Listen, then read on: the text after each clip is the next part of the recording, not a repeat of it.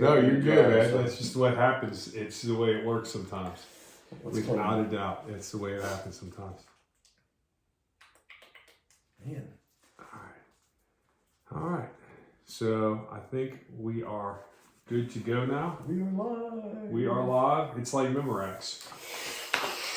It's okay. I don't mind little sounds. That's what Sarah's for. That's right. right. Love you, Sarah. Thank you. Thank you, Sarah. I know that it was you that helped me through prayer figure out how to fix the microphone. I don't think she responded back to me. That's okay. After She probably I said sounds asleep. He needs your help. He needs your help. I sent a picture of you that says he needs your help.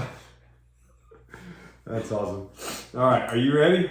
Were Were you happy with what I put in here? Yeah, that's fine. I mean, I worked in universities was my main job. Okay. So working with university students, so teaching, and then I do stuff with hospitals and doctors and nurses and language programs and private tutoring and things like that. But it doesn't matter. Yeah, Cool. it don't matter. It's what it works. Yep. All right. I need to see what I really want is for my boobs to not be like Madonna in the 8, like just super pointy.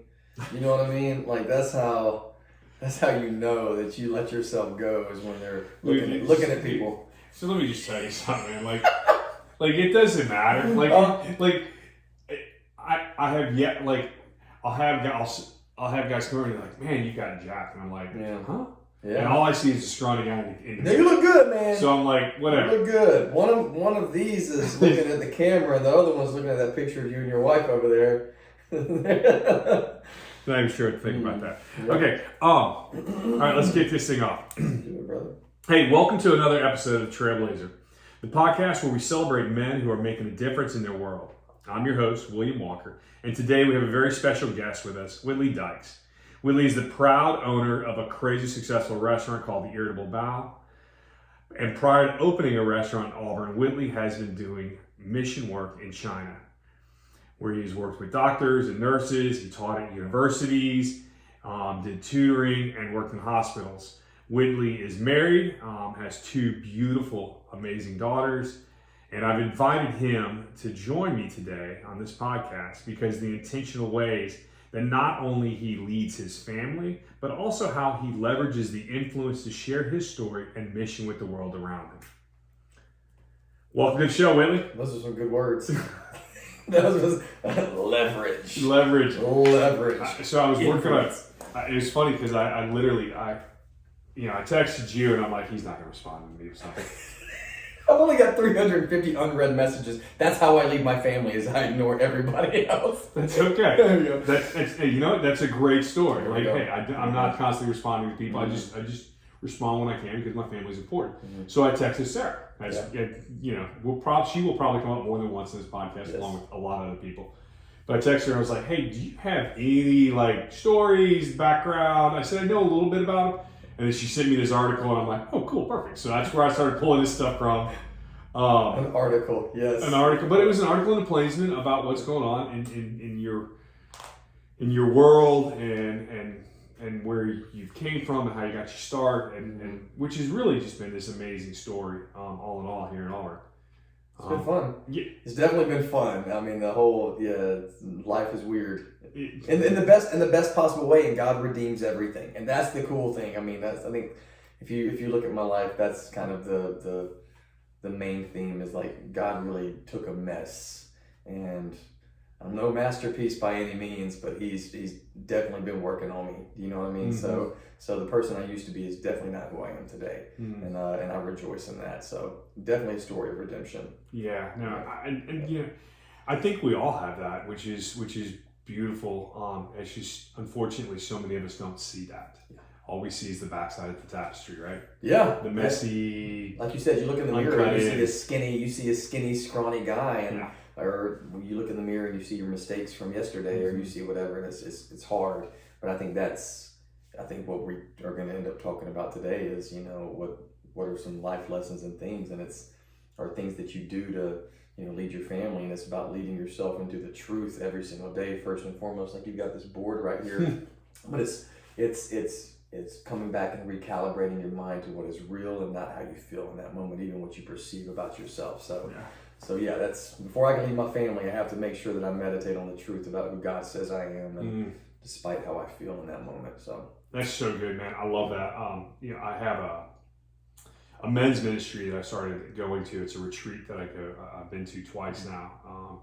And at the end of it, they give you this list of questions to kind of spend time with in your quiet time in the morning. And it's, like the first question is, hey, Jesus, what do you have to say to me today? yeah. But then it starts getting a little deeper. Jesus, will you show me how much you love me? Jesus, what do you think of my life? Jesus, what do you think of me as a man? Yeah. And what I found was the reason you have to ask these questions every day, it's not to get reassurance. It's because when you first start hearing them, you don't believe them. Yeah. Yep.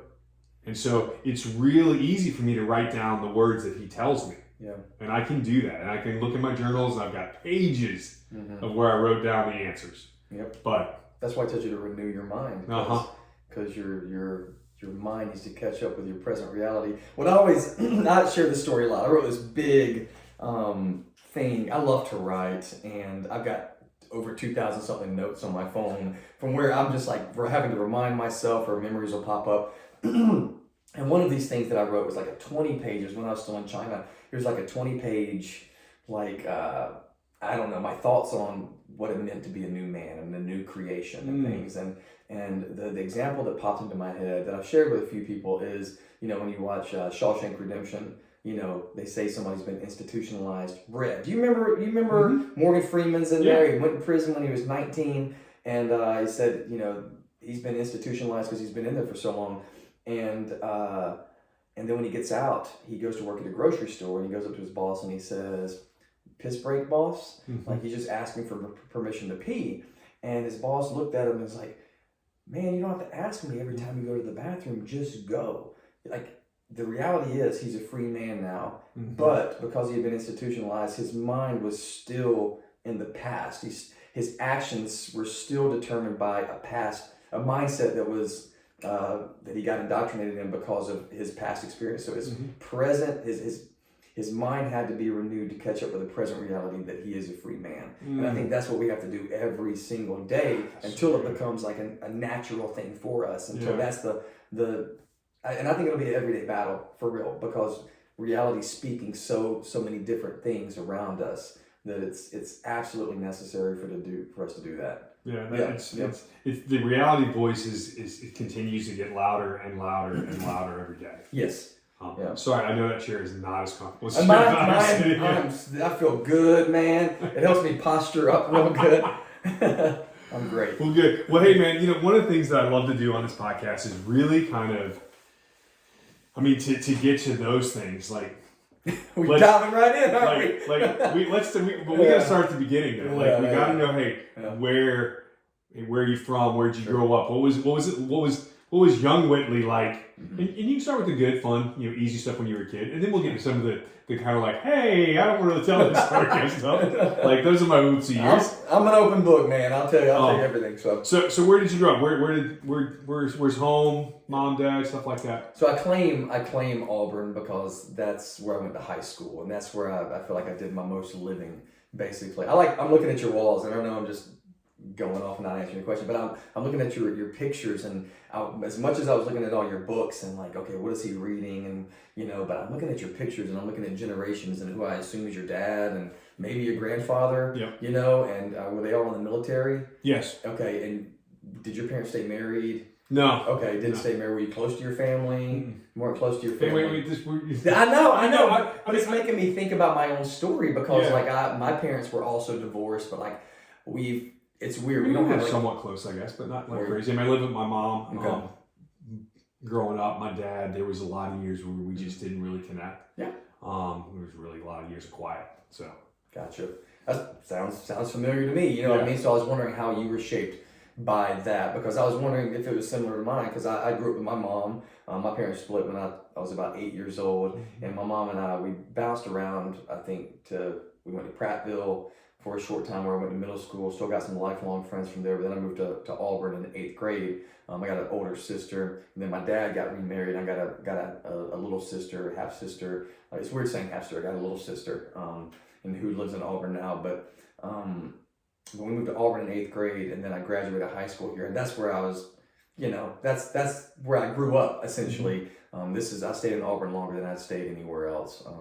Originally, I'm from Union Springs, which is, I don't claim it, not because I'm ashamed of it, but just because it really hadn't been any part of my story. Yeah, no real memories there. No real memories. So I went to high school here, and then went to about 2 years of college around here, and before I took a 3-year break and moved around the country and did a bunch of weird stuff, fun stuff. What was high school like for you? Were you athlete or you were? I was good. I was. I don't know. It's weird looking back on myself and being like, this is who I was, and this is. But I got along with pretty much everybody. I had friends from different groups. I had the athlete friends. I played basketball, played football. Ended up quitting both of those because I preferred fun over intense, like I would rather play rec league than play for the high school basketball team. And our high school basketball team was really good, so I'd probably be riding the bench anyway. But I loved basketball, I loved football, and so I've got this competitive nature. But then I've got friends over here who are in this group and friends over here in this group, and so I kind of got along with everybody. And I think I like to think I was a fun guy. I don't know. I did what every high school kid does, and screwed around a lot my 9th and 10th grade year. And then after my 10th grade year, is when I really started kind of going on my faith journey. And I would say I got to know Jesus through a friend, and I was very passionate about Jesus my 11th and 12th grade year. And I saw a lot of potential for ministry just in those 2 years, but I didn't have like a firm foundation. It was feeling this emotional hole. It's like, instead of drinking and getting drunk and chasing girls, Jesus is better, and he was, but it's like I wasn't rooted and grounded. I wasn't being discipled. I wasn't being grounded in truth. So that when college hit, the world came at me, and I folded. Mm-hmm. But the voice was always still there, saying, "Come home, come home, come home." We can get into that, but yeah, it's crazy how loud that voice is. Mm-hmm. I mean, I can speak just for myself. I mean, you mean when you're running? Well, that too. Like, stop! What are you doing? No. Without a doubt, I can remember many Saturday mornings, and you're just like, I'm sorry. Yeah. I won't do that again. And it's I think at the moment it's this, it's this place of regret and shame or whatever. But it's really kind of God reminding you, going, "Hey, man, I'm still here with you." Yep. And that's why you're feeling that, is because He knows that He's still there with you. Yeah. Definitely. And not leaving your side, even though you may do the same thing again, and it's Saturday night. Yeah. Because you only did it on Friday night. You still got a whole nother night before you're supposed to get up and maybe go to church in the morning. Yeah. High school, I was all right, man. High school, I was, because I had a good group, I had a community around me, I had a good group of friends. I had a girlfriend whose parents were awesome, and she was awesome, and she was walking with the Lord and all this, and so it was really, I was safe. And then all those came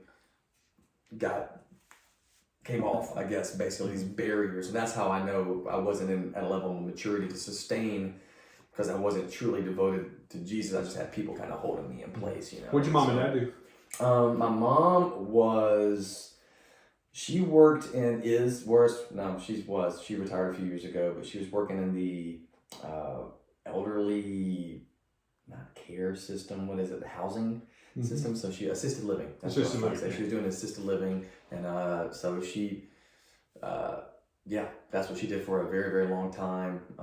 She was in Montgomery for a while. She got a job here in Auburn doing it. Then she went to Birmingham, and then she came back to Auburn, kind of all in this sphere. My dad owns an auto parts store in Union Springs. He's been doing that since he was 19. He came to Auburn to play football. His dad died. He went home and took over the business so he could help take care of his mom, and he's been doing that basically ever since. And so that's he grinds. I bet he does, but even some of my memories from when I was a young kid was going to the auto parts store late at night with my dad to get a part. Is that right? And there's this part inside of me that when I think of it, when I have those memories, it's like I got invited to be part of the man's club. Yeah, yeah. Because it was like you walked in and there were these old guys with greasy hands. I could still smell the smell. Yeah. They were smoking yeah. in there, you know. Yeah. But it was just like these strong men that worked on cars and fixed things. Swollen knuckles. Yeah. And they weren't rude. They weren't whatever. I mean, but it was just this cool thing to do as a young boy walking into. So I have those kind of memories. And then your mom. I mean, you're saying your mom. I mean, that takes a special person to work in that industry. Yeah. I mean, that's a hard thing. Yeah, she definitely utilized her gifts and her talents. She was for the longest side, she was on the marketing side of things, and she was really, really good at it. And I'm proud of her for how she went from kind of nothing to making something for herself. And so that was really neat to see. And it was weird seeing her take a step back from that, because I feel like sometimes when you quit, you get old, and not just quit work, but quit doing stuff in general and using your gifts and your talents. And so she was really good at that, and then retired. And now I'm like, and I don't know if she'll ever see this, but like, now I'm like, gosh, not that her success at work is like tied to her identity. Maybe it is, I don't know, but like, I just want to see her now that I'm getting older and she's getting older. I'm like, I want to see her active again. I want to see her in community. And sometimes work is the only place where people find community.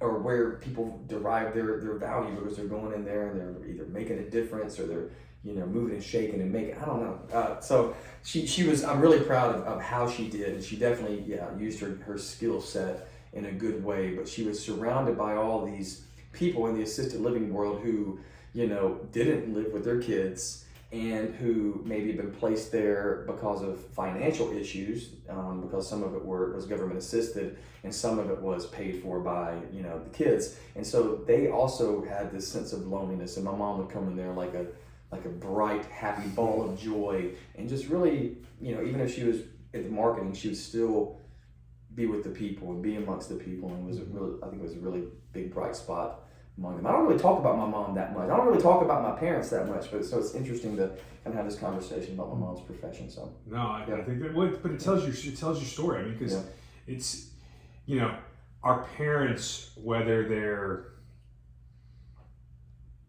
I wrote this the other day. Whip it out. God, I really Show wish me your notes. I really wish I don't have those notes in front of me.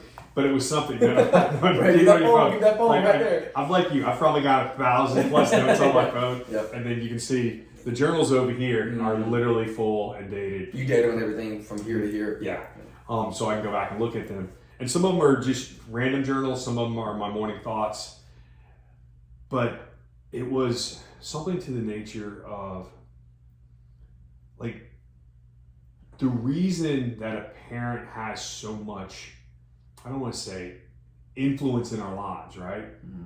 Like, we act certain ways with people in our lives because we have a choice to eliminate them or not, or bring them in or leave them out of our lives. Yeah. Our parents, we don't get to choose that.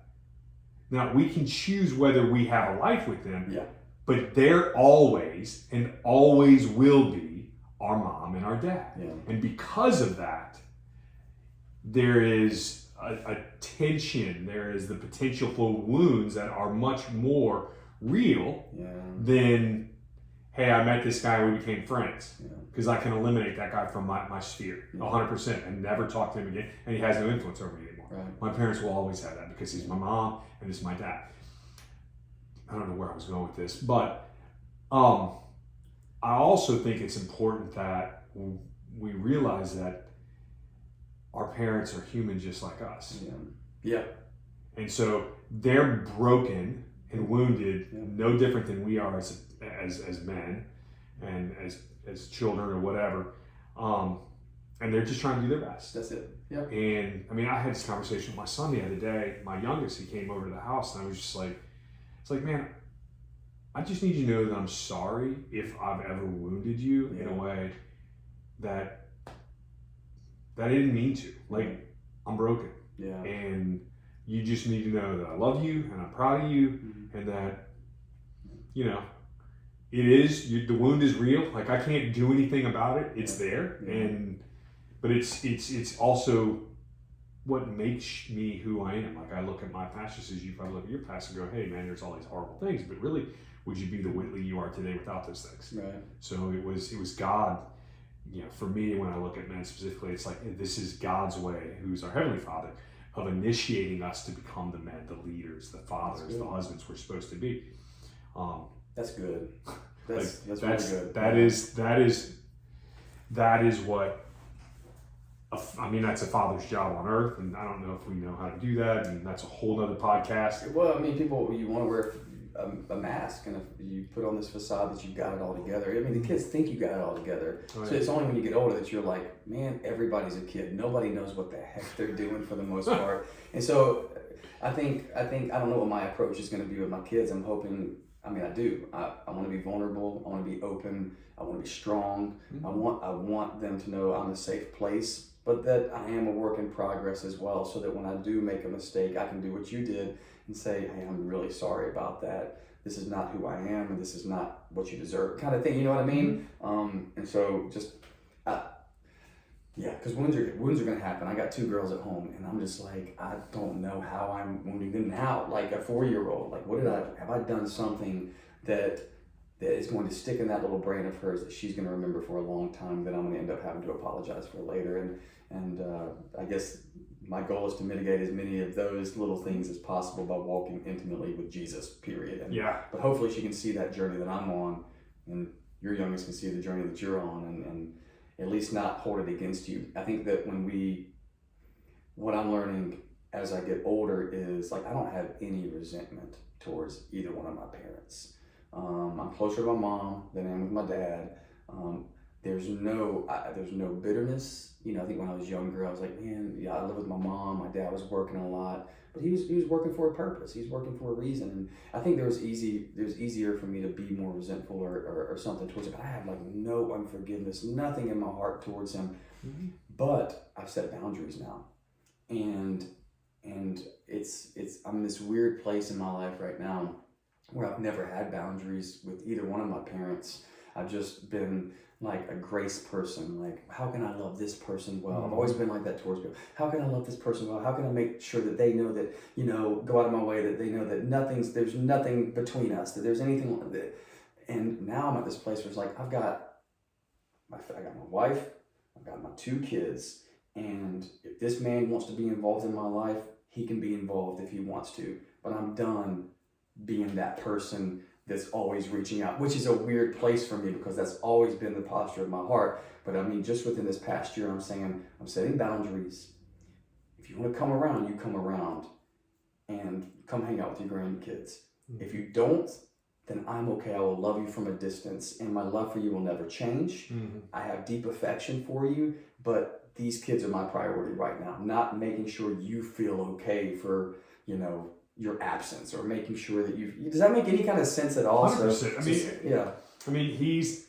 And I don't want to say he, let me rephrase this. Yeah. Like, we so often look to other places mm-hmm. to find our validation for our past. Mm-hmm. Yeah. And there's only one place that we can look. All right. And in all honesty, most men end up really, and this is where there is a lot of pains in marriages, is most men look to their wives for that. Yep. And a woman cannot validate a man. Only a man can validate a man. Yeah. Now, I will definitely speak to our Heavenly Father, who is 100% father, 100% mother. That's what makes him, because he is God. He is all. Yeah. Right? And so I'm not, people say I'm not putting Jesus in a dress. I'm not putting Jesus, I'm just he is. Like, Jesus was a man, and that's the only part. God on the other side. We were made in God's image, male and female, he made them. But he identifies. That's so weird to say, but he reveals himself as Father. Yes, he reveals himself as Father. That's perfect. Yeah. But that's where my dad has to find that for himself. Mm-hmm. I have to make sure that I'm finding that for myself. Mm-hmm. My sons are going to have to find that for themselves. Yep. That's probably the hardest thing in the whole world. And every man who's got older kids now will say that. Like, it's that transition stage of, hey, at 4, their relationship with Jesus is your relationship with Jesus, mm-hmm, right? Mm-hmm. But at 16, it's not. Yeah, yeah.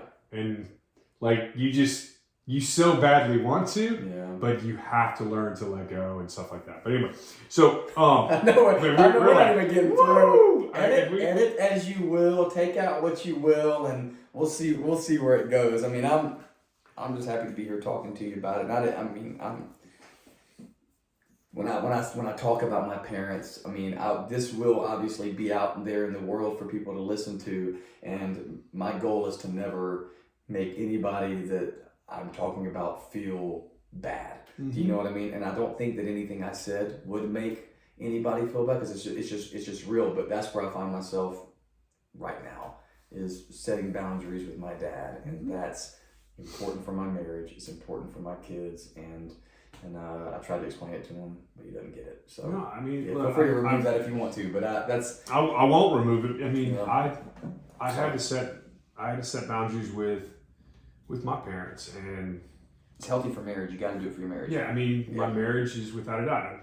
I have a friend who literally the reason he moved to Auburn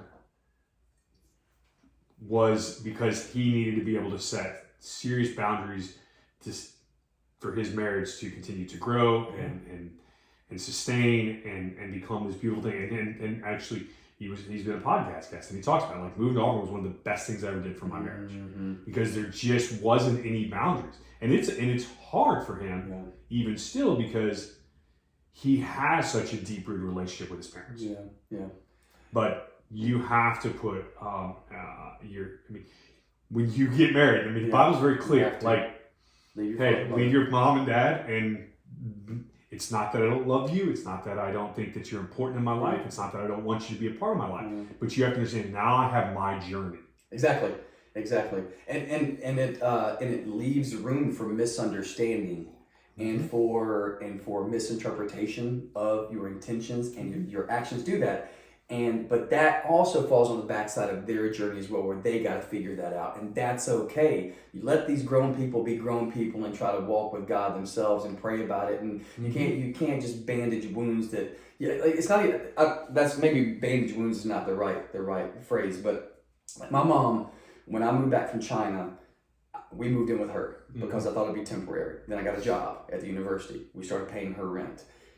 After a while, she wanted to retire. She had to take a step back because it was just so stressful. So she took a pay cut, and we ended up buying the house from her. And then she would pay us a little rent. And then we just said, you know what, don't pay us rent anymore, especially after you retire. So she retired, and she lived with us for a while, retiring. And my entire marriage with my wife, we've been married for almost 13 years.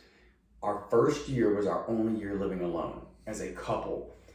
After our first year, we moved in with her parents, thinking we were going to transition back to the States. I mean, they're very collectivistic, family-oriented. That's common for them, whatever. But when we moved back here, I'm like, man, have I ever left my father and mother and like clung to my wife, just us as a family? So we had to have this thing where it left room for misinterpretation of my intentions with my mom, and being like, this is not healthy for you to live with us anymore. We need to find a different solution. And it's almost like I was kicking my mom out of my house after she had let me move in with her, and then I bought the house from her, and me telling her, like, I want you to be taken care of for the rest of your life. I don't want you to have to worry about anything, financially. You always have a place with us. And I think she does have a place with us in the future. But we had to make this decision to say, you need to go. For now, for the sake of our relationship, for the sake of my kids, for the sake of my marriage, for the sake of all these things, I have to have things the way that God designed things for you, at least for a season, before you maybe come back and live with us, if that's, what happens. But, and that was a very painful thing to do. But then as soon as my mom left, my wife's parents came over to visit from China. Like, I'm talking about this, like the month of, basically. And they ended up staying with us for this entire past year and a half, and they just left. And now we're 2 weeks in to having life, me, my wife, and our 2 kids. And her parents, like, I could not ask for better in-laws. I mean, they are amazing. Her mom is such a caretaker, looking after the kid. They just, like, they love intentionally. How can we help you, basically? Not her dad's 74, and it's almost like fatigue. He's tired, but man, that man went out there and he transformed our backyard and put down these blocks, and he's just always got to do stuff. He's very handy, but he just made us this back patio to where we can use our backyard now. And he did that for 2 weeks, for 12 hours a day, basically, until he left, to make sure we were set up for success and so that we can have family. And so her parents are outrageously good towards us and help and good for our family. But I'll tell you what, man, I needed this time with my wife, and their absence has meant so much to me, because this is the way that God designed it. You need to be with your wife and to have that time with your kids. And so it's almost like, man, it'd be easier if I could hand these kids off to you, but it's so much more fulfilling that I don't do that I step into the role that God designed me to step into. I think there's this deceitfulness about not having responsibility. You think you're going to be happier. You think you're going to be more satisfied and more fulfilled. Like, I've got true freedom because I don't have responsibility. No, that's not the way it works. Like, when you step into God's design for you as a father, as a husband, and you take on these responsibilities and you do this work and you grind and you do all these things in a balance, obviously, like, that's where the true fulfillment comes from. And so I think that it's easy to fall into the trap of like the delusion that, yeah, if I can just hand off my kids, then I can actually take a breather for a minute. But like, that breather's, I think there's cases where that is important, and just like Sabbath is important, you have to establish that, and so you need those times. But if that's my lifestyle, there's something off about that, and I'm not getting the soul nourishment that God designed me to have through that responsibility of parenting. Does that make sense? Yeah, it makes complete sense. Yeah. So one of the thoughts that kind of ran through my head as you were saying that was like, I really think there's just it produces this unhealthy expectation. Mm-hmm. So if I'm handing my kids off to my parents, yeah, right? Her mom would come in every morning, get the baby, and just go. And so it's like, are they meeting my expectations? Am I putting things on them that they don't need to be putting on? That's really my responsibility, and so I'm shucking my responsibility and claiming it as freedom. Yeah. And it's not. Yes. Because you're just really tying this thing to your ankle yes. and dragging it around, because you may not be saying things that you should be going, hey, no, Mom, that's the way I said I'm going to raise my kid this way. Yes. I know how you raised me.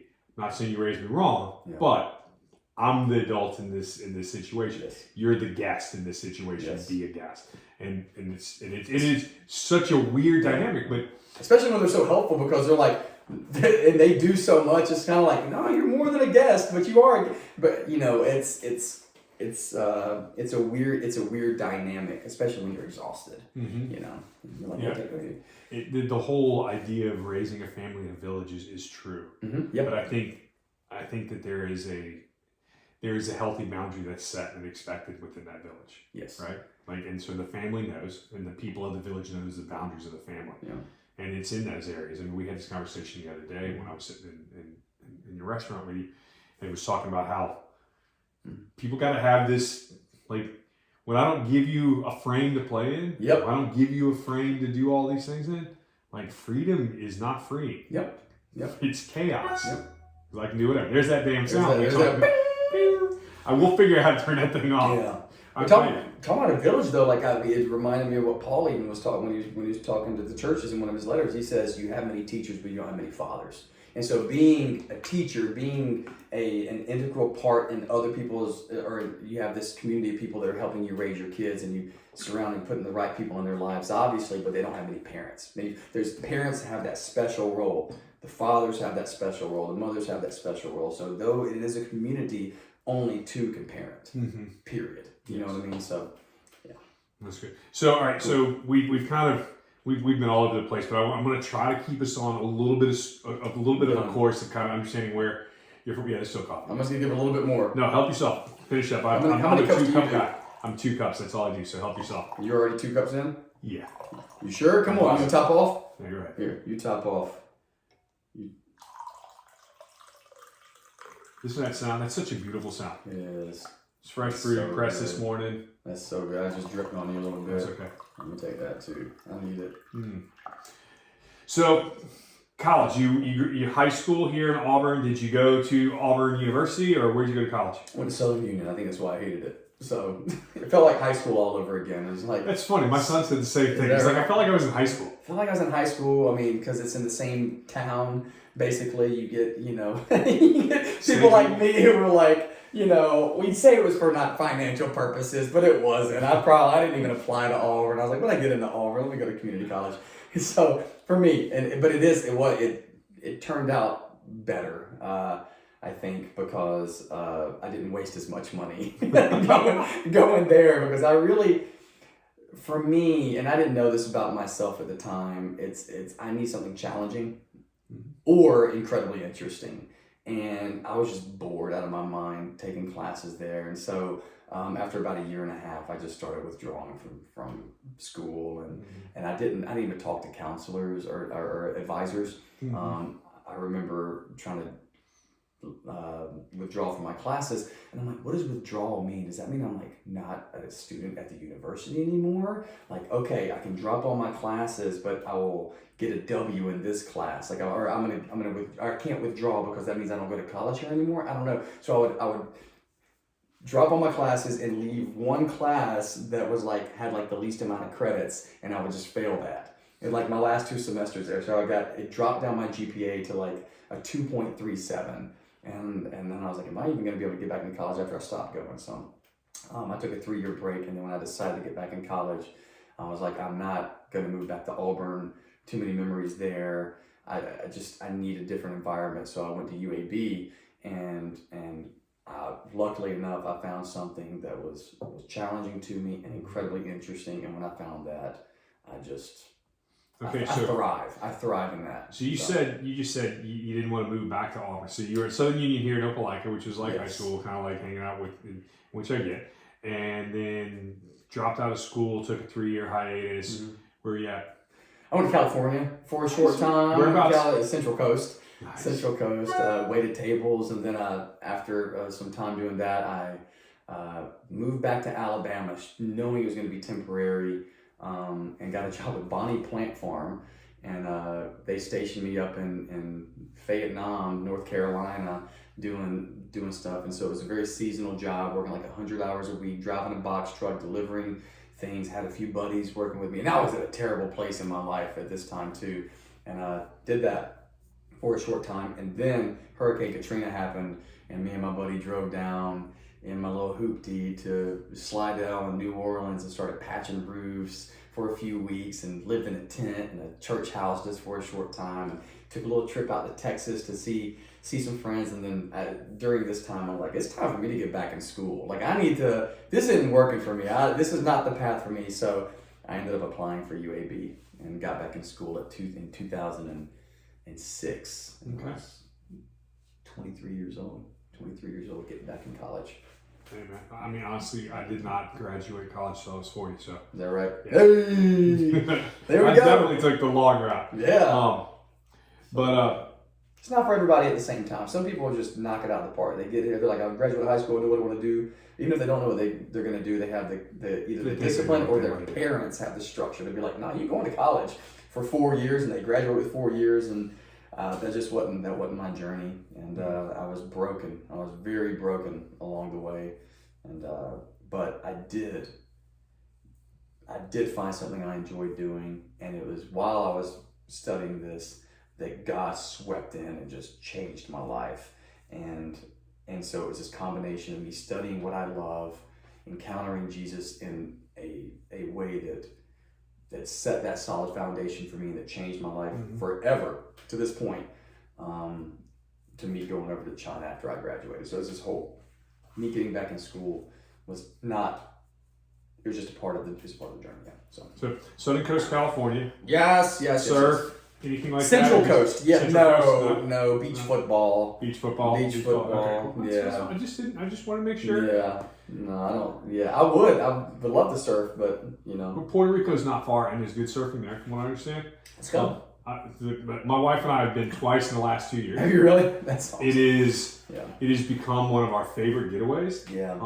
It's just enough of being outside of the country. Honestly, it's not a very expensive flight from Atlanta. Yeah. It's about a 3-hour flight, so it's an easy one. Yep. And we found this really cool kind of new age bed breakfast hotel. It's got 12 rooms in it, and it's just share, please. Top with us, like kids aren't like no kids. Take my girls. Okay, all right. Take my girl. My girl. Yeah, you take your girl. Yeah. And so I mean, it's not a traditional resort kind of place. Like it's like they took a couple houses and blended them together. Yeah. And then you walk in and it's just greenery.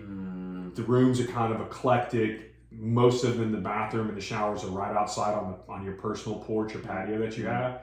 So like I would wake up and I would walk out on my patio, sit in a hammock, and the sun would just like hit me. You tell the bathroom stories like you did your brother. Are you listening to this? Oh, sorry. Make sure I don't say this. Oh, but I mean, it was just. I mean, it's just you can step into it and all of a sudden you just feel disconnected and you're able to kind of go. Oh. Yeah. But do you ground out there? Have you heard of grounding?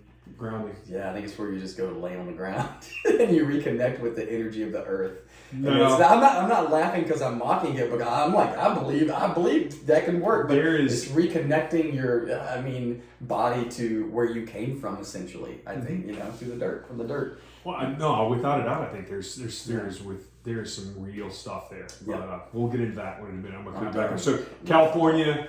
North Carolina, all seasonal for each one less than a full year, and then you went down to Louisiana, Katrina. That's funny because I was living in obviously all my family is from New Orleans. And, I didn't know that. All right. And then I had my son's parents or my son's grandparents. That was weird. Yeah. My son's grandparents lived in Bay St. Louis, Mississippi. Okay. When Katrina came through, and my dad had a house in Bay St. Louis, and lost everything.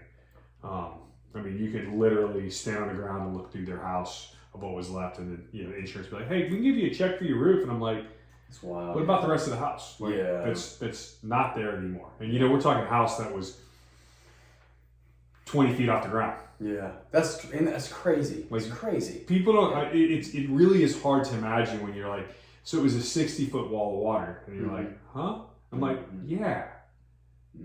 That came through, and you just devastation. It was There's no grid. Like I couldn't imagine. All I can imagine is like tsunamis in Japan.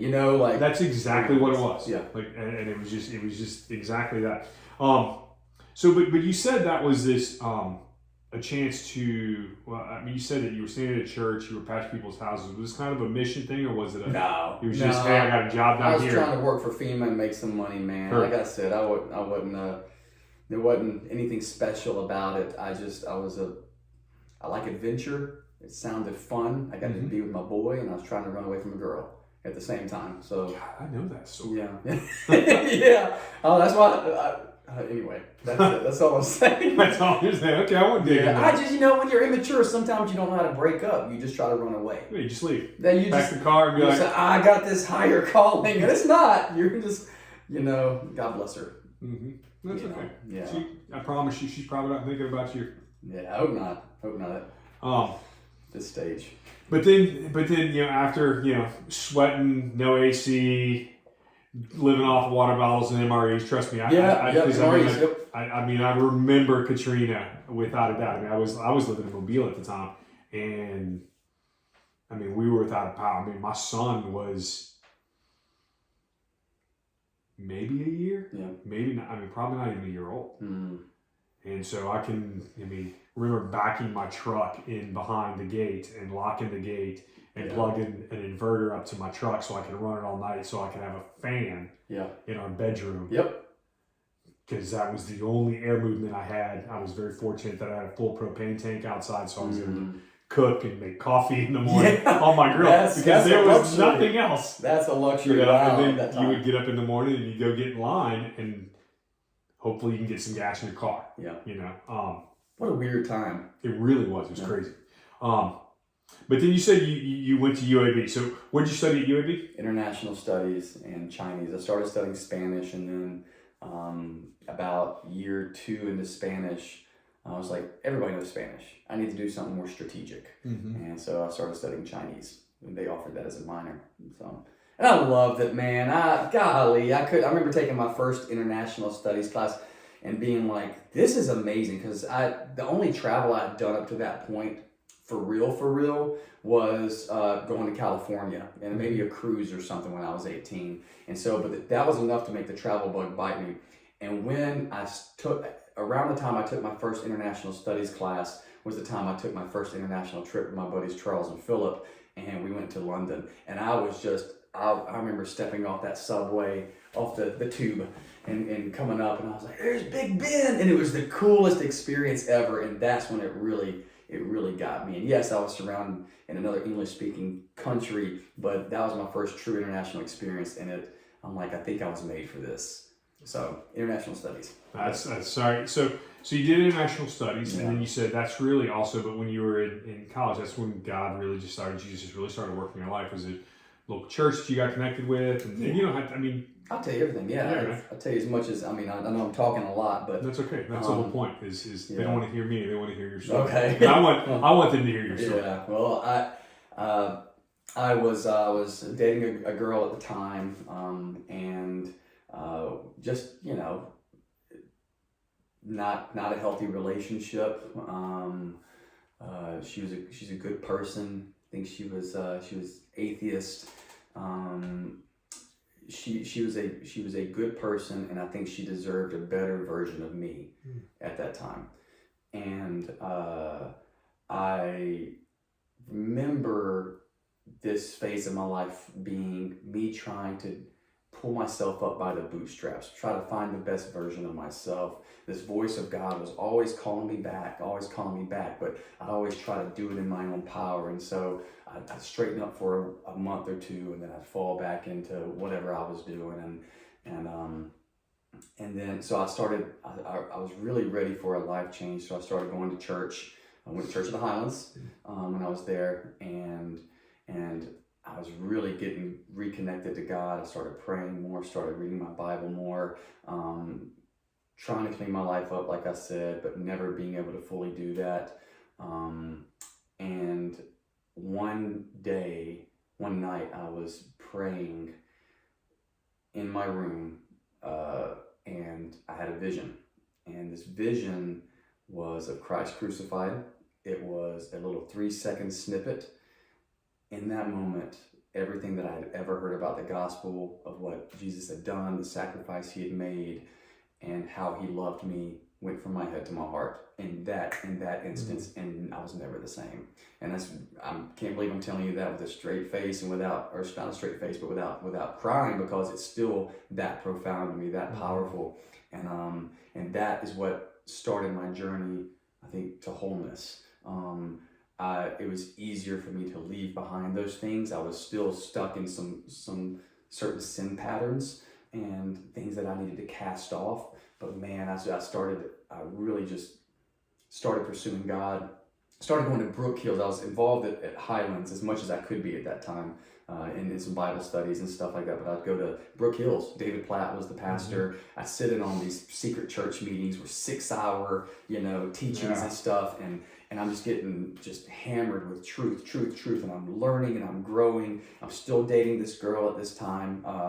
And then I decided we need to break up, because this is not the path that I need to go on any longer with her. And then even after that breakup, we still stayed connected. We were just, it's hard. It was hard. It's hard to leave somebody you care about deeply, but it's not right for you, and you're not right for them. But I studied abroad for the first time. And not studied abroad for the first time. I studied abroad in China for a language program, and it was when I was over there. I was probably about 11 months into my journey with God, that when I was there, I just felt called to full-time ministry. And it was on the heels of me making mistake after mistake after mistake. But with every mistake that I was making, where my sin increased, his grace increased all the more. And me battling with shame, with guilt, knowing this is not who I'm supposed to be. These aren't the decisions I'm supposed to make. He made me for more. Why can't I escape this? But that heart change being like that, I almost welcomed shame, because it showed me that I was no longer enjoying what I did before. I was like, this is not right. So it's almost like, it's this weird, even if the accuser was coming in and saying like, you're not worthy, you're not good, it's almost like God redeemed that. He took that and was like, see how much you care. You know what I mean? And it's, and so, but when I was there, I felt called to full-time ministry, and I didn't know what that looked like in particular. And so I was like, I guess I need to go to seminary or be a missionary. And so that was my grid at the time of what full-time ministry looked like. So after my semester in China, I went back and had one more semester of school. And as I prayed it through, I'm like, where am I going to go? What am I going to do? And I felt God very clearly be like, don't stay here, like in the United States. And so I had two options. One was doing the world race, and you go to about 12 different countries in 12 months, doing mission work in each of these countries. I thought you meant like the world race. Yeah, the world race television show. That sounds cool. That'd be really cool. But for me, that was $1 more, yeah. That was kind of selfish, and I recognized that. And because I was doing a lot of learning through Brook Hills and David Platt's focus on discipleship, a friend of mine, Lauren Kimmer, she's back in Auburn now. She invited me to go to China with this organization that she was with, and I looked into it, prayed into it, and I was like, this feels like I'm stewarding my walk with God better, because how do I make disciples if I'm bouncing around from month to month? And so that's what ended up taking me back to China, and then I ended up being in China for 7 more years after that. Wow, so 7 years. Yes, so about 8 years total. Right. And obviously, I mean, so you served in this role as teacher first, yes. So you went always teacher. It was always teacher. It was just different avenues of teaching, but university. Can you get into that story of what you did over there, or is it? Sure. Yeah. No, I know that sometimes. Essentially, I was just being relational. Like that's all you can do, and that's what I do here. Like my wife and I moved back on mission to the United States. I'd say I'm a missionary to the United States right now. If you were to ask me, because my point was, how do I establish meaningful connections and relationships with people, be as impactful as possible, and serve these people whether or not they come to faith. Like the kingdom of God can be revealed in me, the message of Jesus can be revealed in me, and when these conversations happened, or I'm able to point to why God is so good, that kind of thing. So it was always relational. It was always me hoping to serve. And Bible studies got established. A Christian group at one of my schools got established through just Chinese students. We'd meet at 6 a.m. at school, and we just pray and we talk about the Bible. It was really neat. And one of the students ended up taking that on even after I left, and he was still leading it until he graduated, and then he passed that on to somebody. So it's still happening, which is really neat. But so basically it's just like all mission work is essentially being a love letter from God to the world around you, and giving reason for the hope that you have. And so that's what I did. That's cool. Yeah. All right. So and so in this 7-year journey, obviously this is where you met your wife, you met her family. Kind of what was. How long into that was your time into China before you met her? Not long. I met her that first, when I moved to do mission work, I met her within a month or two, and I knew her for about 10 months before I'm like, all right. And I was interested beforehand. I was like, I'm not here for that. I don't even know if I'm coming back next year. Get behind me. Yeah, get behind me, Satan. I don't need this distraction. Man, she's pretty, and man, she's got a heart for God. Her journey's cool with God too. He came to her in a dream. Jesus came to her in a dream. It was awesome. She was helping me with Bible studies and things like that. But it's after I left my organization, I was able to be like, all right, and I knew I was coming back. I'm like, what does the future look like with this girl? Because I had conversations I shouldn't have had at the time with her about the future, about me being interested in her, about me, sharing my past with her. And she was so much like Jesus in these moments where there's 2 conversations in particular with my wife. The first one was, hey, look, you're awesome and everything, but here's where I stand. I'm going to go where God calls me to go, and I'm going to do what God tells me to do. That might mean I move to India and I live amongst the poorest of the poor and I serve and have nothing. It might mean I move to the Middle East and get martyred for my faith. I don't know what it looks like. I definitely didn't think it meant me moving to the United States and owning a business and doing things like that, right? And she's like, that's awesome. I want the same thing, and I want to do it with you. And I'm like, oh my gosh, okay. And then the second thing was I had to share my past with her. about the mistakes I'd made, the shame I had carried, and she looked at me and she's like, "You're a new creation." That's cool, man. That's beautiful. Yeah, the old you is gone, the new you is here. You're clean, you're forgiven. It was like she was so much like Jesus in that moment that I'd never encountered like a love like that, you know? That wouldn't hold you hostage because of the crap of your past. I knew that God had forgiven me, but like I knew that I'd have to tell my future wife about my past. And she just welcomed me. And I said, I didn't propose, I just told her I was gonna marry her. That was my proposal. I was like, "I'm gonna marry you." That was it, and we got married 2 months later. You know, I was like, once you know, it's not like if you know, you know. I know that people like to say that, but you know, being married, it's love is an act of the will, not an act of the feel. You know, it's not like I feel like doing it. It's I got moments where you want to leave everything behind and just go run away, or you want to go but we knew in that moment, like us saying yes to each other is us saying yes to Jesus first, and so that no matter what comes, this is happening, right? And so we made that decision 2 months in. We thought about, we're like, "Oh, let's wait a year, you know, get to know each other better." Like, it's probably the wise thing to do. And then we just kept moving up the date. We're like, "Why are we going to wait till then? Why don't we do it this time? Why don't we do it?" And then I came back home, got my paperwork, and then moved back to China. And the next day we got married.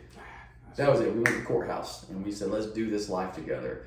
And it's been like that ever since. So I don't necessarily advise my children to do that, but it is what it is. You were listening to God. You were listening to, so you're not going to advise your children not. If God, this is what's God's telling you, then that's what you're going to do. Yeah. What I love about that story is about the similarity of, you know how God always uses, or Jesus always tells the story, he's coming for his bride, right? Yeah. And the freedom that you got when you shared your past with your soon-to-be wife at that point. And it's just like, there's all these amazing things that I think we overlook sometimes. Yeah. And honestly, it really made me reflect on a time in my life with my wife. We'd already been married. For years I struggled with pornography. And there was a time in our life where we were actually at a freedom conference. Yeah. It was our first freedom conference. It was the one we were going to as participants, and I heard God going, "Hey, it's time for you to tell her." And I'm like, "Oh, heck no, bro.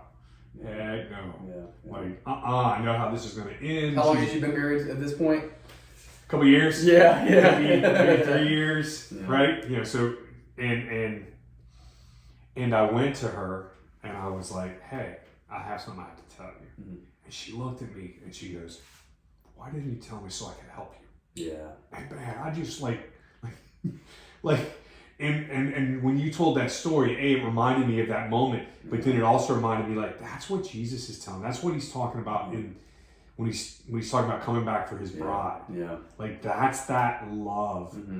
And I think so often as men, we don't see that. Yeah. Like, that's the freedom that comes with the truth and the grace and the love, and it's 100% both of those. It's not like you get some grace and some love. No, it's 100%.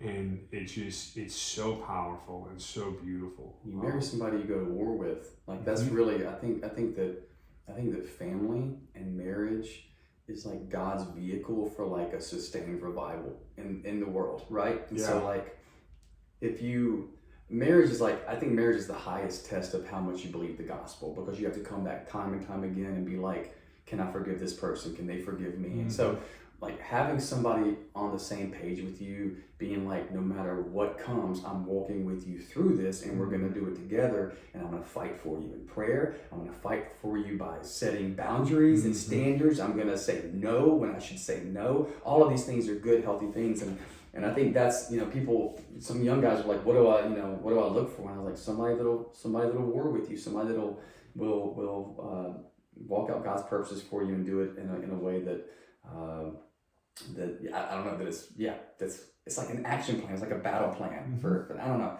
So 100%. yeah. So I just got finished reading, or I listened to the book Captivating by John Eldredge. I'm a huge John Eldredge fan. John Eldredge, yeah. I love him. But Captivating is the woman's version of Wild at Heart. Bro, you want to talk about broke my heart? Listening to this book, but opened my eyes to how much and how amazing and how important my wife is. Yeah. So a couple things it says. Gosh, now I got to read this, especially with my girls. Really, because I've read Wild at Heart, and you need to read this book. Okay. And one of the first things it talks about is Eve was the very last thing God created when He said, "Everything's good." Yeah. She is. Our wives are. Your daughters are. My sisters are the crown of creation. And we don't look at them that way. Yeah. But it also talks about how, I don't remember the proper Greek term or Latin term, whatever it is, for what the Bible says, friend in there, or companion or helper, is actually a much deeper, much more intentional word of someone who's walking next to you. And like a woman's heart, they want to be invited into the adventure that you're going to live and want to walk that out. And we dismiss that as men so many times. Yeah. Because we think they're supposed to be pretty and wild. And it's like, yeah, there's that role that they have. Yeah. But they want to be a part of us, and when we marry them, we have to bring that in. We have to be willing to bring that in and walk that out with them and have that battle plan and have that. Because without them, like, it's just a lonely, miserable place that doesn't have this beauty that they bring. I mean, John Eldredge obviously says it best. We have a battle to fight, an adventure to live, but a beauty to rescue. Yeah. Right? Yeah. I read that early on before and I remember being like, I'm going to read this again when I get married. I'm going to read this again when I have kids. I literally just finished it up again for the third or fourth time last night. Okay. Yeah. And there's so many more things popped out of it, right?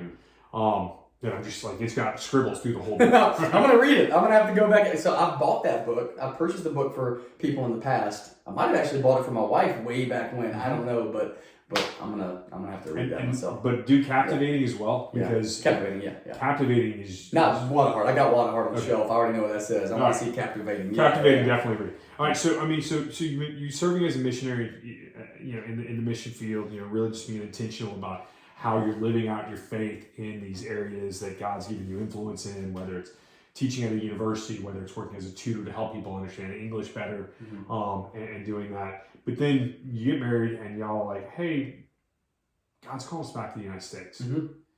Like, obviously, the Chinese culture is a very tight-knit family.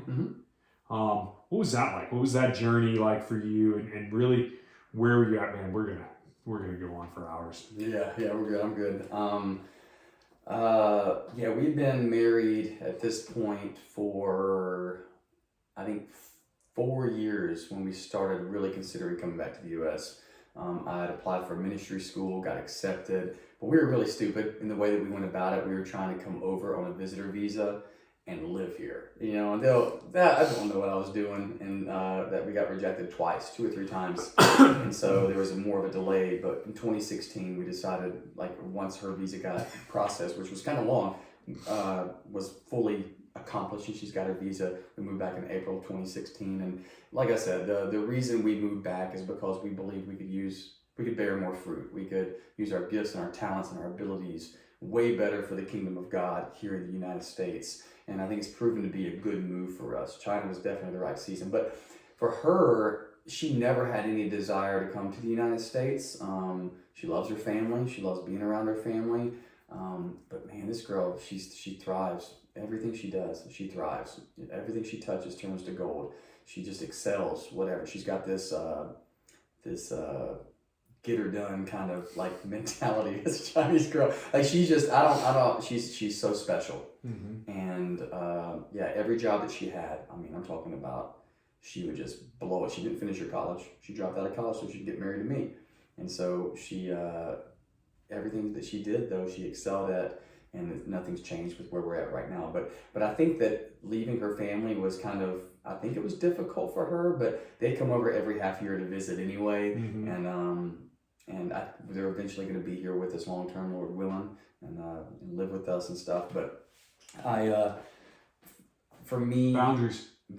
Yeah, we're gonna have a guest house or something in the back. Okay. Yeah, it's not gonna. Yeah, we're trying to get our finances right so that we can do it properly. Just throwing out that reminder. Mother-in-law suite in the back, something, and but they won't be able to come back for a year and a half. But it is. I think it's important for us to kind of. That's how they do things, and I'm okay with that, and I want them to be taken care of. They don't speak any English, so if they do move over here, it's not like we're gonna go put them somewhere and let them. No, I want to honor her parents, and I want to, even if something, God forbid, ever happened to my wife, I still want to take care of her parents and still have them like, please be here with me. You know, it's weird to talk about, but yeah. So I don't know about my wife really. I think it's been such a blur over the past 7 years. This entire journey, things have moved so fast because we April 2016, so 7 years, and so my time over there seems like it was moving like molasses, just slow, and it was a grind, and I wasn't necessarily enjoying what I was doing with teaching on a professional level, but I was getting fulfillment out of the relationships I was having. Here it's just been a whirlwind, and the 7 years here is, maybe it's me getting older, but 7 years here is way faster than 7 years over there. Yeah. So, but I mean, we made the right move. Yeah, I don't know why I talked about all of the things I talked about, but we made the decision to come over here to be more impactful. We made that move thinking we wouldn't land in Auburn. We did land in Auburn, and it's proven incredibly beneficial for us as a family and as business people and all that. So my wife's been pretty awesome. So, that is awesome. It's funny you say that. It just kind of makes me think about, hey, is it a cultural thing? Mm-hmm. You know, because I think other cultures in the world probably do it better than we do in America. Being able to go, hold on, stop, and being okay with the stop, and being okay with the pause, and understands the importance of the Sabbath, the pause, and here in America we don't. It's like, hey man, and part of that is just it's in the DNA of what this country was formed on. Absolutely. We have to go forward. We have to strive. We have to work hard. Like from the very beginning when we came over on the Mayflower, I guess, or whatever, wherever, however that all started. How it all worked, yeah. But I mean, there was always that rebellious, that we got to make a way for ourselves. Yes. Kind of thing. Yeah. And you know, I haven't traveled a lot of countries outside the United States. For the most part, it's in Puerto Rico and Mexico. We won't get into either one. I mean, Puerto Rico was good. Mexico we won't get into. That's when I was in the Marine Corps. Okay, all right. Battling cartels or something. No, not like that. I can promise you, I'm not battling cartels. Send the Marines down there. But you're right. It's in the DNA of who we are as a people and as a country, and that's what capitalism is as well. I mean, it's make a life for yourself. If you work hard enough, or if you put your mind to it, you can do anything you want to do, and you can make a life for yourself. That's why people come to pursue the American dream from outside. They believe people from outside of the United States. Yes, not everybody loves us there. People hate us other places. I mean, it's been like that for a long time, but people who want to make a life for themselves and for the following generations believe in what they can do in the United States more than Americans believe in what they can do. They will come over and they will make a way. They won't try to just ride the system and just sit on their hands and do it. Like I don't know what it is. I don't know, but they do. But that's what makes that to me is what makes America great. Is that and we as Americans have become comfortable and blind to it. I mean, but that's what happens when you live in it and you sit in it. Guess what? I mean, you sit in the same room every single day. You don't necessarily at first you see the nick on the wall. But after about a week, all of a sudden you're like, hey, where was that nick at? I don't remember where it is, and it never moved, and you didn't paint it. Right? Yeah. You just stop seeing it. Yeah. And it's the same with our marriages. I mean, so it's just that same thing. Hey, intentionality. I've got to date my wife. I've got to pray to God. Hey, God, help me to see my wife. Help me to love my wife the way you love her every single day. Because if I don't do that, guess what? You get comfortable and you don't do it, and that's where I found myself a lot. Is I'm like, how did I get back to here?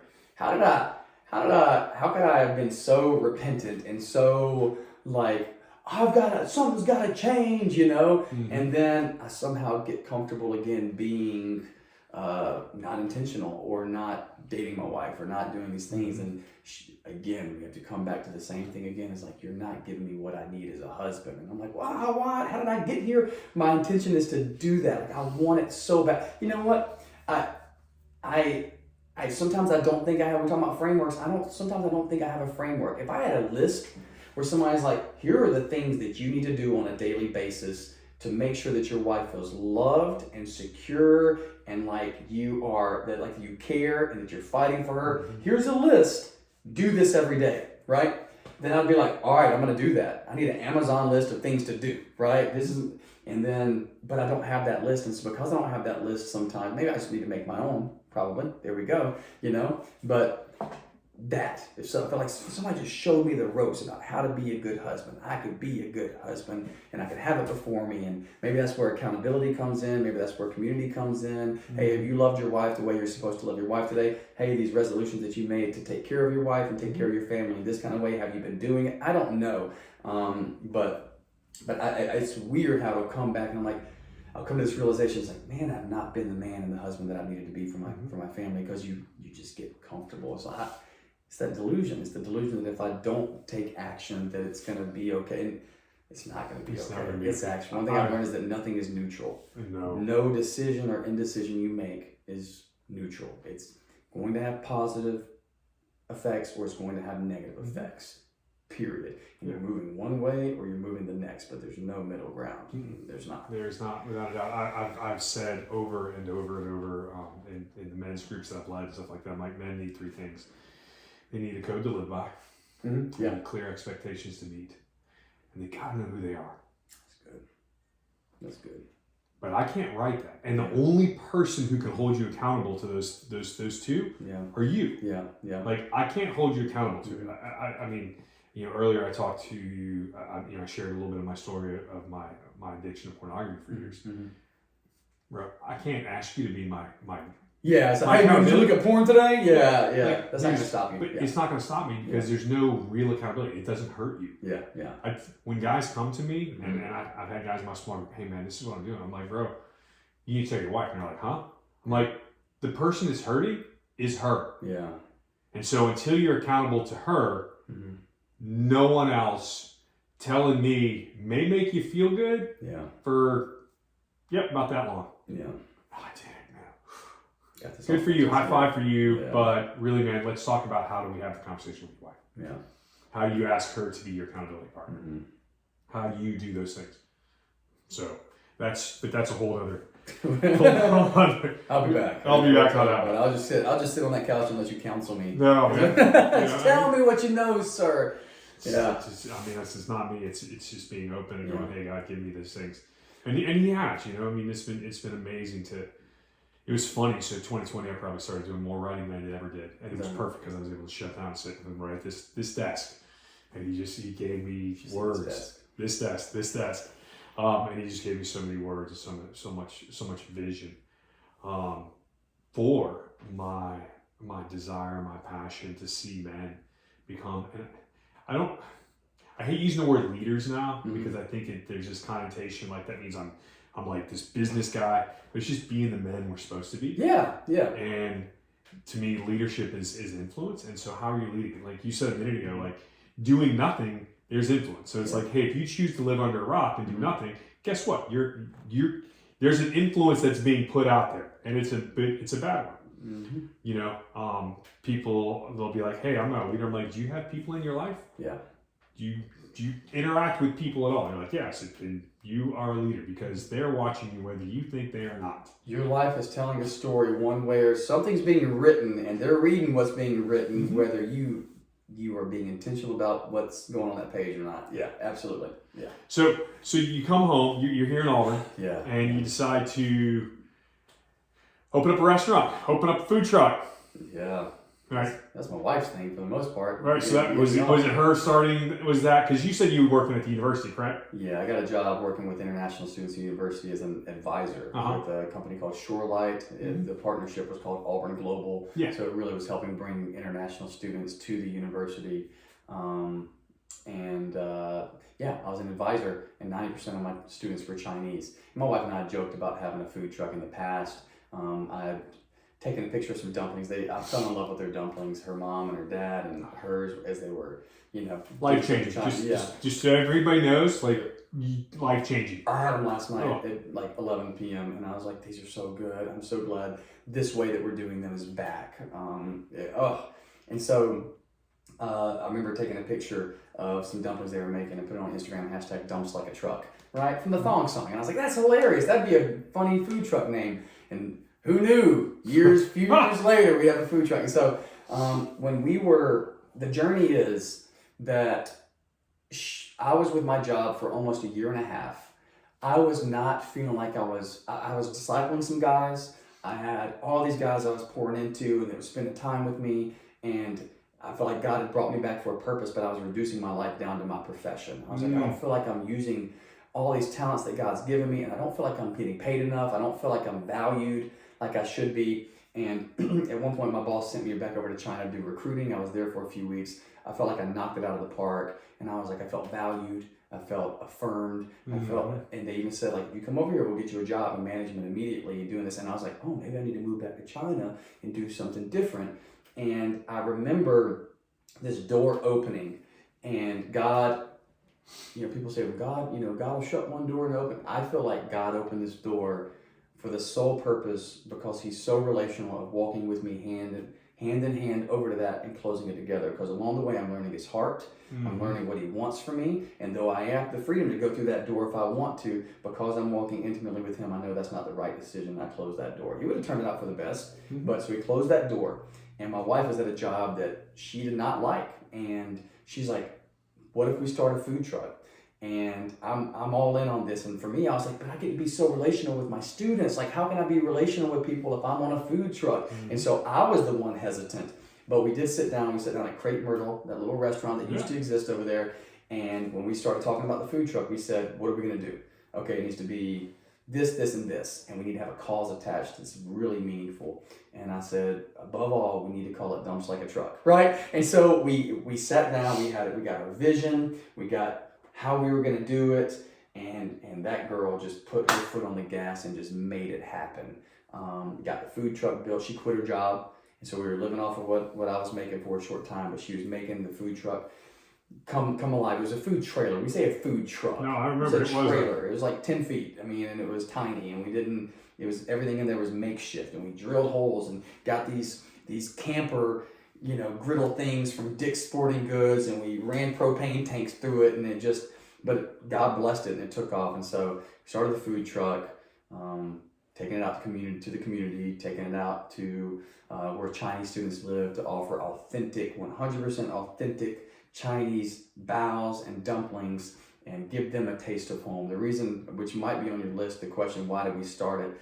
Not just to become our own bosses, but so that we could, when I was in China, I'll go to Starbucks, and I tell the people this all the time. I go to Starbucks because it smelled like home, it tasted like home, it reminded me of home, and sometimes I just needed that. It was very therapeutical. We wanted to give that to Chinese students and international students, and that's a big reason why we started it.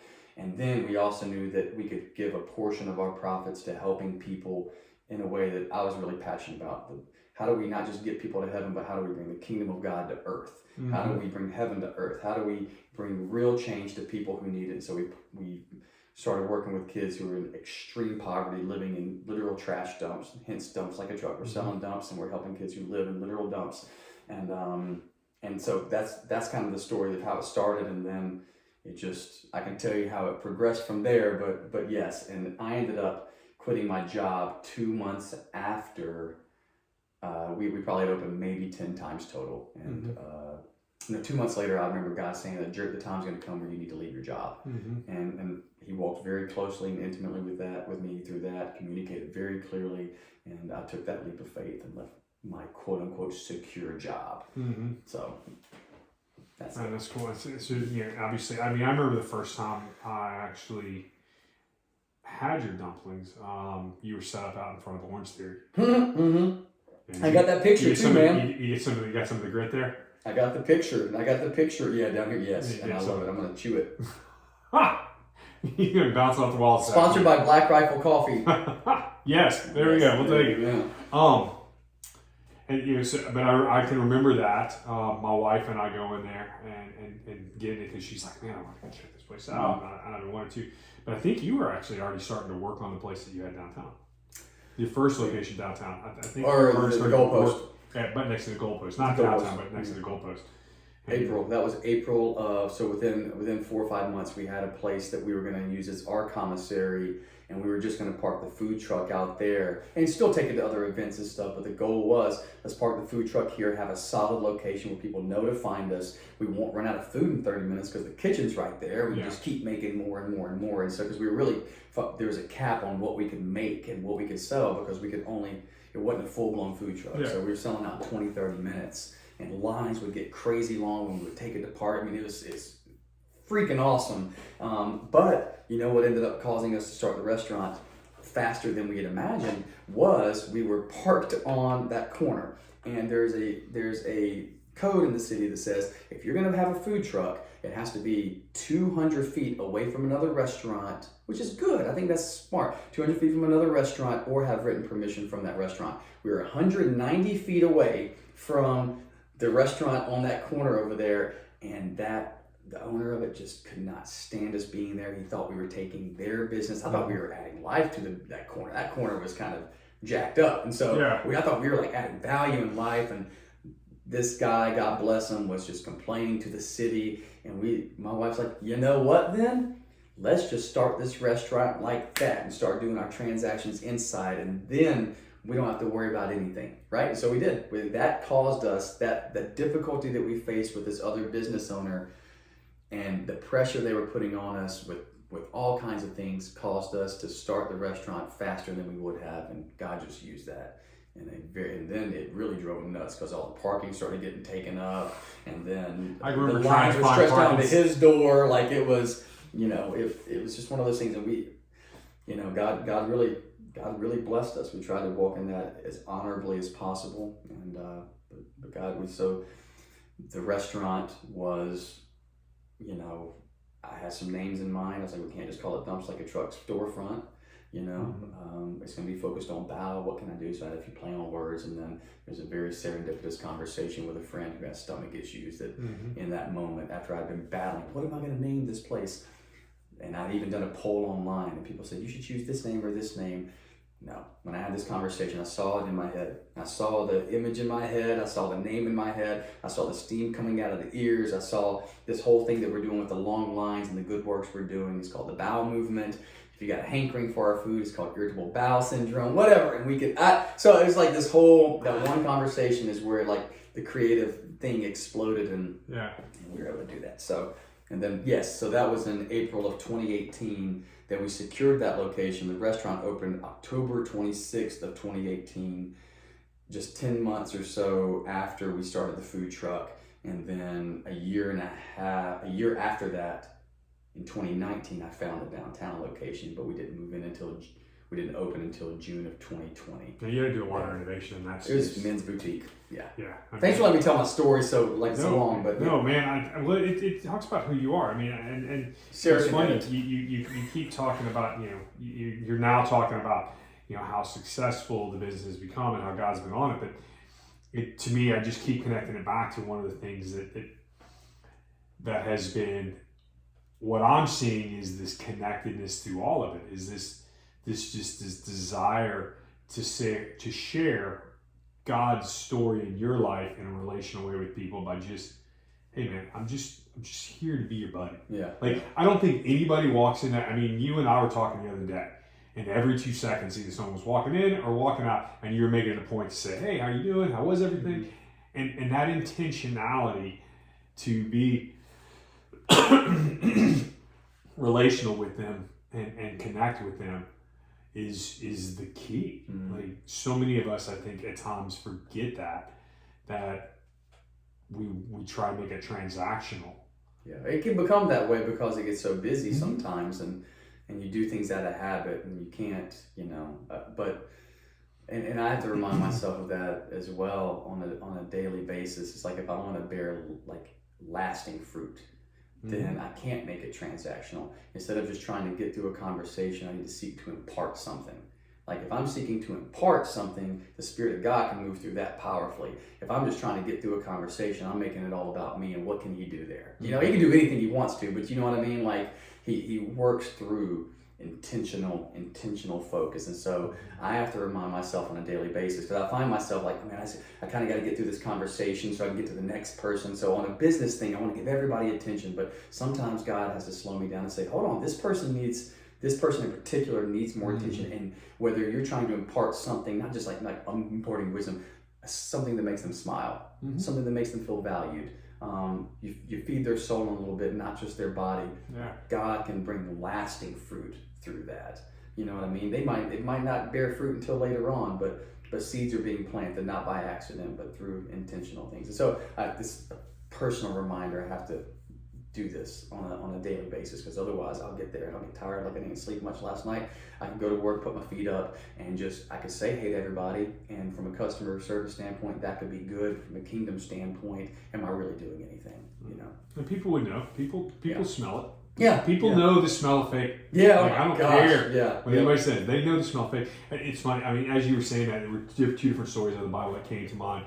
One was the woman who touched the hem, but then there was, because like God stopped. Like he knew at that moment there was a relational impact he had. Yeah. But also think about Zacchaeus. Yeah. And I love that story because it was like there's just what, do you really think he saw him up in the tree? Hey, you. Yeah. Yeah. Like he could have just kept walking. Hey man, I got things to do. Yeah.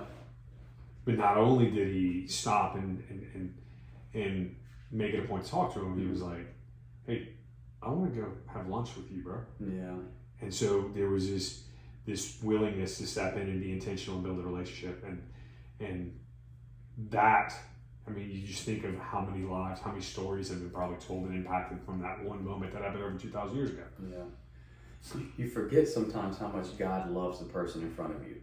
You know what I mean? Like sometimes we always think about how much he loves us so we can recenter ourselves and recalibrate ourselves and stuff. But it is so easy to forget, like especially when somebody's broken or loud and disorderly and just a terrible person, from like a worldly standpoint, I've been that guy. I've been that guy.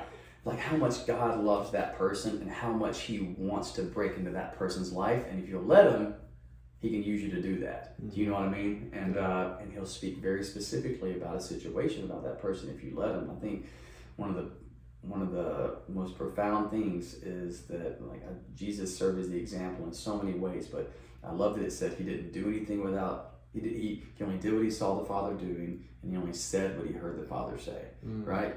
And that means that he was always connected. That means two things for me. Number one, he was always connected to the Father. And number two, it's because he was wanting to say and wanting to do that he heard and that he saw.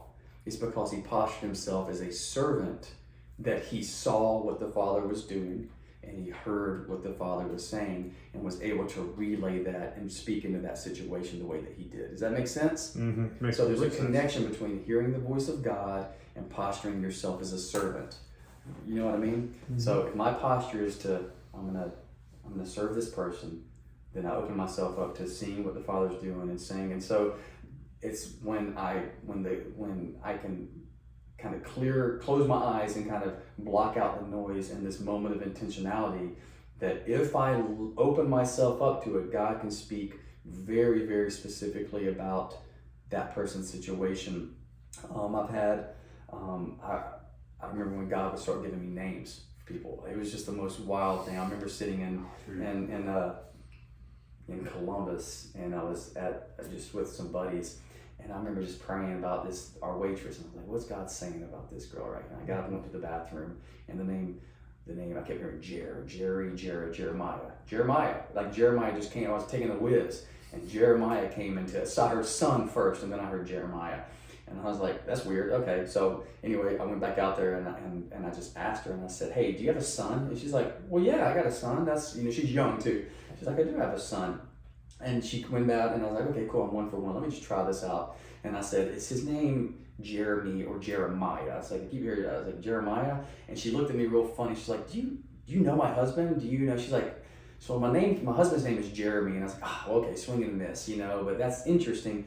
And then she's like, but my son's name is Jeremiah. And I'm like, this is cool. And so what that did was, I was like, I know this sounds really weird, okay? But I believe God was speaking to me specifically about your son. He gave me your son's name. He told me you had a son. He gave me your son's name because he wanted to encourage you in this moment about your son. And so I got to speak life into this girl's situation just because I took the time while I was peeing to listen to God instead of pulling out my phone and be distracted. Another guy was in my Bible study.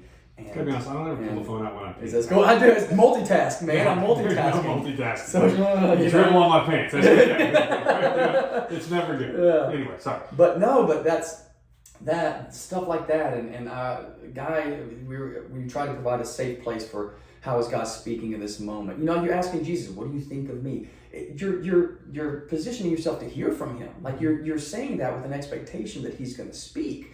And that's faith. And when you do, he does, And so I remember just being like, I know this is weird, man, but like, I can't remember what her name was. I was like, do you have a cousin named like Angelina? Or do you have somebody in your life named Angelina or Angelica or something just really, really off like that? And he's like, I got a cousin that, I was really close to her before. I lived in LA trying to do some acting stuff with her before. I haven't talked to her in a few years. And I said, man, just check in on her. Just check and see how she's doing and just whatever. And he called me the next day and said, Whitley, you won't believe this. She was in a boating accident 2 days ago and is in the hospital right now. And she really needed prayer. And the fact that I was able to call and leave a voicemail and say, hey, I don't know what's going on, but God laid you on my heart in a very specific way, and I just wanted to check on you, like spoke volumes to her because God cares enough about her to lay her name on somebody else's heart in that moment. You know what I mean? And it's been like that with healing situations and things like that. So in the midst of the busyness, if I can slow down enough to tap into what God's saying and doing right now, man, not only am I going to be fulfilled and walking out my purpose, but like the world's going to change. But it's hard. It's hard when you're transactional. It's hard when you're just trying to get through conversations. It's hard when you're just making it all about you and am I presenting myself in the way that is acceptable or that people should see. The masks, right? Oh yeah, a poser. Yeah, poser. I remember writing one time, like I don't know what it was, but I was like, where you're wearing a mask, your crown won't fit right. Ooh, so like where there is no real, there can be no rule. So there's no reigning where there's fakery, right? And so that means you're making it all about you. You're making it about how you're presenting yourself and posing, like you said. And I heard somebody say one time, like, God can't bless who you pretend to be. I was like, that's pretty profound. But for me, it was like if I'm wearing a mask and I'm making it all about myself and how I appear to other people, then I cannot reign in life. I can't. My crown is not fit. So. No, that's so true. I never even thought. I love that. You're right, because it's so true. Like you it doesn't fit when you're trying to be something else. Mm-hmm. And it's for me it is something, and it's probably for everybody else. But I when I think about like, hey, what are my values? What are the things that are important to me? What's natural? My wiredness, like an intentional and authentic me is. And anytime I try to get out of that, I might as well just be beating my head on the wall. And trust me, I've got a lot of walls I beat my head on, and eventually I figured out it's like, oh yeah, that's why you were talking about the wall. Like, that's why I'm not being successful here, and it's in that willingness to be vulnerable, that willingness to step into that. And it's one of the reasons that when I led my small group, the physical side of the small group was so important to me because there's a vulnerability there that everybody out there has to share. Yeah, and it was, and this is about you, but I want to share these stories because I think it's cool. Like when I would go out and I would lead the small group, these guys, and we would go run these obstacle courses, right? And it wasn't a very long run. There's probably more coffee in there just in case. I'm probably good. I'm probably had my plenty. Look, I tried to tap it out. Going on runs, Spartan race. But we would get to these points where there was like a 6-foot wall in this course that we would run, right? It's not a very big wall. Mm-hmm. But I would see these guys, because sometimes I would get in the front or sometimes I'd be in the back. Most of the time I was in the back because I wanted to always be there. But these guys would come up around a corner. You could see their face change when they saw that wall. And be like, oh shit, dude, can I get over this thing? And then there would be a guy that was in front of them, or maybe a guy that was running in the back with some of them, and would run up to the wall and drop down to their knee. Mud. Come on, I got you. Yeah. Bro. Yeah. Everything changed. Yeah. So all of a sudden you just see that mask kind of go, wait a minute, like this guy's, like he sees me out here dying, barely able to make it over this wall, let alone run a mile. And then we get back to the truck after training and be like, okay, so let's talk about what's going on in our lives. You know, what are our struggles as men? How do we love our wives better? Or whatever the conversation we were having that night was. And they were okay with sharing because they knew at that moment that they actually had someone who literally and physically had their back. Yeah. Saw them at their weakest, saw the fact that they were scared when they saw that wall. And then, like, and the cool thing is just, then they would do that for 8 weeks. And then we'd go do this. Like, I remember one guy in particular, I'm going to have to have him on. But I can remember him the first day that came out, we running this thing, and we get to this, there's these monkey bars we wanted to do. We had a couple rules in small group. If you were late, we had what was called burpee integrity. You would owe the group 10 burpees, right? Okay. Another rule was yuck. We don't let our tribe fail. Like we are here to pick up. If you can't do your burpees, I will carry that load for you till you can. Yeah. Right? And so when we would run these obstacles, also if we ran these obstacles and you weren't able to finish obstacles, there was a penalty that went on. So there was you know, love and grace and truth and all that stuff in there. But if you couldn't do it, and then you couldn't do your burpees, and someone else was stepping in, it was really cool. It was really kind of neat, powerful thing. It started off as a joke, this burpee integrity, but then it turned into this thing where guys were like, "Hey, I can't make small group," and they'd post their video of them doing their 10 burpees. Nice. Man, this is freaking strong. Yeah. But this one guy, he's like, we're running our first 1 mile, and he's like, I'm like, bro, I'm running with him, and I'm speaking, you know, hey, you know, Christ gives you strength. I can do all things through Christ strengthens me. And I'm like, hey, stop thinking about the end of the race. Stop thinking about the 1 mile running. Just find a tree. Tell me which tree you want to run to, and let's run to that one. Don't worry about anything else. Yeah. Which tree is it? All right, cool. And he'd get up that tree. I'm like, you need to stop? You good? No, hey man, the next tree's here. I'm like, all right, cool. Yeah. And you would see that confidence building in them. But we got to this point where he got these monkey bars, and he's pretty spent, and everybody's doing them. Some guys weren't able to complete it because it was a long thing. I mean, that's a lot on the old shoulders when you're an old man. Yeah. And, so some guys are doing burpees, and he gets up, and it's his turn, and he gets on, and he's like 1, 2, and gets like 4 or 5, and just falls off. He's like, I'll do my burpees. And so I'm like, all right, dude, like we got you. Like we see that you're hurting and struggling and in pain, and he decides to do them, and all of a sudden he starts going just kind of pale, and I'm like, stop. And some of the other guys start doing it. I'm like, you are not going to die. I promise you, I will not let you die. But the story is, at the end of the semester, at the end of the time of us together, he went and ran a 12-mile race with us through the mountains of Asheville, North Carolina. That's sweet. He wasn't the fastest, he wasn't the strongest numbers, but it wasn't about that. Yeah. It was about this journey of trust. And now I see him, the way he leads his family, the intentionality, the authenticity, and how his willingness to take this mask off so that his crown can fit on his head as a father and as a husband and as a son of the king, right? And it was cool to watch it and see that happen. So it just made me think about that when you were talking about that and what he did. So I got a couple questions here. I kind of want to, I don't want to, God, it's 9:00. See if my wife messaged me yet. Yeah, no. My team's saying something. And my boss sent me a message, which I have no idea what it says, but it's okay. I'll look at it later. Thanks, boss. Have a safe trip to North Carolina. I'll be in the office soon. Somebody's like, am I blocked on the new Insta from Irritable Val? Man, weird. I'll just say weird. All right, Yeah, I'm done. Cool. She's going to have to edit for real. So what are...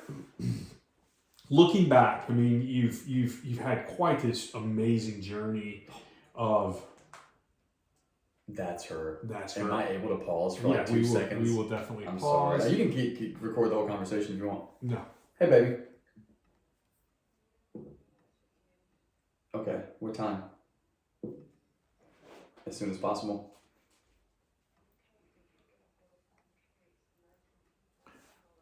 Oh, gosh. Okay. She can't get a hold of her? Okay, all right. Bye. So our manager, our GM, who is Mrs. Reliable, they can't get a hold of her, and she makes the bow. And my wife says, I have to go into work. You have to go to work. Right now, yeah. Cool. No, you're good. Yeah. Do what you got to do, man. One important thing. We'll stop. Okay. We can listen. Okay. We can follow up. I'm Okay. gonna just do I'll do a quick little wrap up that says, hey, this emergency came up, whatever, blah blah blah. We got some gold in there. We definitely got some gold. This is gonna be the longest podcast ever. I say cut out what you want to, but I think the last 30 minutes was where it was really good. It was all good. I got to read really quickly one more time. That's okay. Honestly, man, it's an hour 40. She said, "Come take the kid." Oh my God.